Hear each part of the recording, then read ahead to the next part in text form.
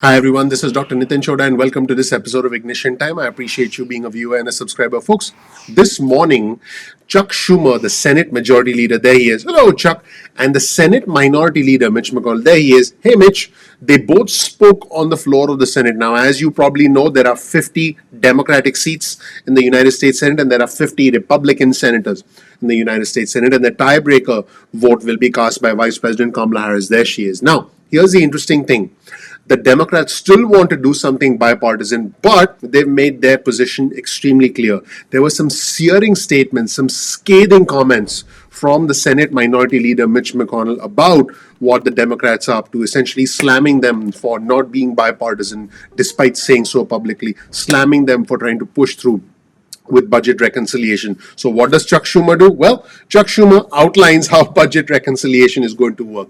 He is essentially firm in his approach as far as the Democrats are concerned in the Senate. And in this segment from Chuck Schumer, we'll take a look at important comments where he essentially again makes the case for the massive $1.9 trillion stimulus package, the American Rescue Plan, compared with the $618 billion package from the Republicans. He makes the case and says there'll be long-term scarring for the economy without big, bold action. Let's take a look at what the new Senate Majority Leader Chuck Schumer just said on the floor of the Senate. Unlike most crises, which affect one particular sector of the economy or another, one part of the country or another, the COVID-19 pandemic affects the entire country and nearly every aspect of American life.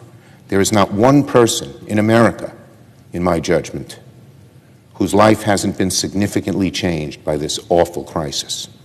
The challenges we must overcome are manifold.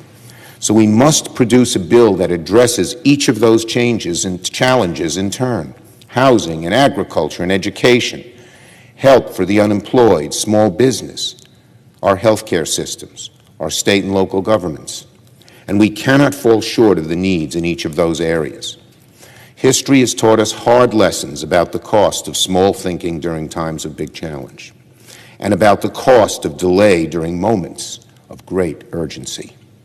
Secretary Yellen told the Democratic caucus yesterday that it is her belief that if Congress fails to dedicate the necessary resources to meet the needs of the American people and survive this crisis, we will see long-term scarring in our economy, and our country would be mired in the COVID crisis for years. The income inequality and wealth inequality that plagues our nation and has been exacerbated by this crisis, because it's certainly the lower half of the American people who have suffered the most, needs to be remediated, and that's what we aim to do. We must not repeat the mistakes of the past and do too little. Now, folks, what's really important is that Chuck Schumer gave the speech on the Senate floor and then proceeded to meet with the president. Make sure you watch this video all the way through to the end, because I'll tell you exactly how that meeting with the president went. I have information about that as well. First, let's take a look at Chuck Schumer making his case for what the Democrats will do, reminding everyone that the Democrats will extend unemployment benefits, will send out stimulus checks, will provide money for vaccine distribution, will help schools reopen, will help businesses reopen, and will provide funding for state and local governments. Let's hear Chuck Schumer make the case for all of these things in his statement this morning on the floor of the United States Senate. To help the American people and the American economy, and do it fast. Over the next 2 days, the Senate will be in session for debate on the budget resolution.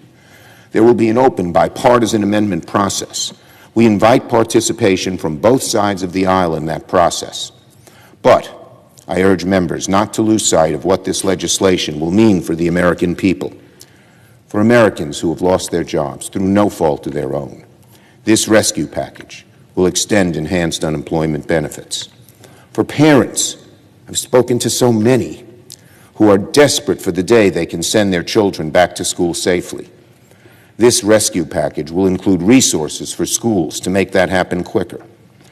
For teachers and firefighters and bus drivers and nurses worried about the fate of their jobs, this rescue package will follow through on providing aid for state and local governments. For restaurants and bars, for theaters and farmers, for small businesses of every stripe, this rescue package will make another round of federal loans and grants available to you.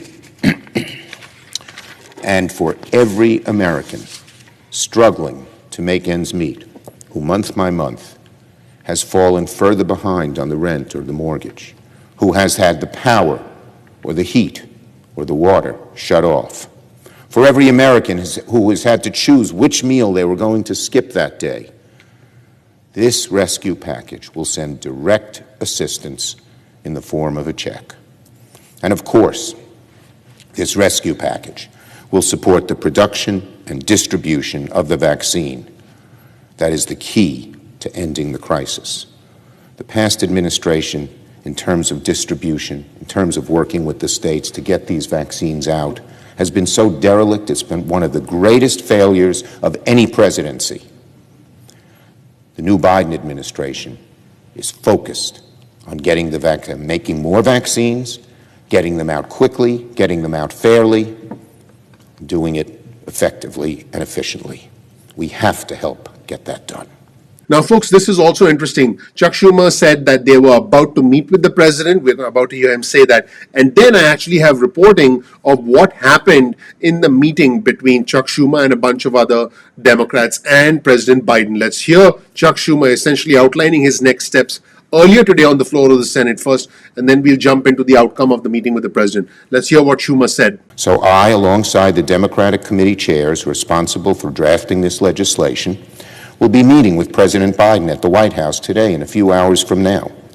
Our caucus is eager to discuss next steps, and we are united in our resolve to deliver on a rescue plan that provides the American people the relief they so desperately need. And so, folks, this is a tweet on your screen from Seung-Min Kim from the Washington Post, and she says that Schumer says Democrats are united as one for a big, bold package, working with our Republican friends when we can. So, Chuck Schumer and a bunch of Democrats met with the president, came out and said this. Again, let's show you the tweet on your screen and also the image of Schumer speaking outside the White House. And it's very clear, as you can see on your screen, that the Democrats are standing firm, standing united as one to try and pass a big, bold rescue package. Let me know what you think about all this, everyone. The one thing that I think is going to happen is that the Democrats are setting the stage to pass everything through reconciliation, which is a messy process. It is going to take 2 to 3 weeks. It's not going to happen right away, but it does look like the Democrats are going to go it alone if needed, without a single Republican vote, which is exactly the opposite of bipartisanship, which is what President Biden talked about. Let's just see what happens. Let me know what you think in the comment section below. Please click like, please subscribe, please enable notifications. I would really appreciate you doing that. That would mean a lot to me. That helps out the YouTube algorithm. That makes me want to dance. And that sets up a confetti-like atmosphere.